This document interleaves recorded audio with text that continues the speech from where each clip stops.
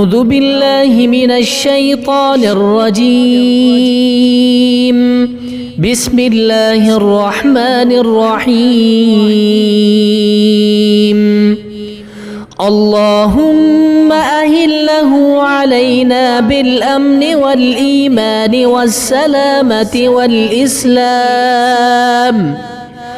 والعافية المجلة ودفاع الإسقام والعون على الصلاة والصيام وتلاوة القرآن. اللهم سلمنا لرمضان، سلمه منا حتى يخرج رمضان وقد غفرت لنا ورحمتنا وعفوت عنا. اللهم اجعله شهرا للنصر والتمكين